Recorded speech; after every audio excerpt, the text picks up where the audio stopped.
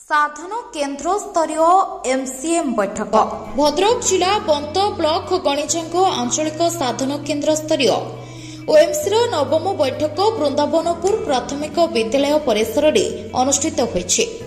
साधन केन्द्रर संयोजक प्रफुल्ल कुमार दासଙ୍କ तत्वावधान अनुष्ठित कार्यक्रम में जिला प्रशिक्षण प्रतिष्ठान आगरपड़ार वरिष्ठ प्रशिक्षक मधुस्मिता त्रिपाठी जोगदे कार्यक्रम को उद्घाटन करथिले।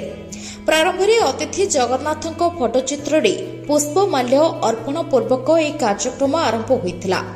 यह आंचलिक साधन केन्द्र अधीन रंजन कुमार मुंडा, उर्मिला पंडा, गगन दास, सत्यव्रत देहुरी, अहल्या सिंह, गगन बिहारी दास, रवीन्द्र कुमार जेना, प्रताप चंद्र महापात्र, शिवानंद नायक, ज्योत्स्नाराणी जेना प्रमुख प्रधान शिक्षक जोगदे साक्षरता और संख्याज्ञान उत्सर्गीकृत शिक्षक ममता महांती, सोमनाथ धल, टुडू कुमार पाल, रमाकांत बेहरा, शशिरेखा नायक, ज्योत्स्नाराणी बेहरा, कल्पना दास, कौशल्या बेहरा, बलराम सेठी, बासंती टुडू, निर्मला बेहरा प्रमुख जोगदे प्रथम, द्वितीय और तृतीय श्रेणी पिलामानंकर भाषा और गणित शिक्षा उपरे किपरि दक्षता वृद्धि पाइब ए सचेतनता कार्यक्रम मुख्य उद्देश्य रही।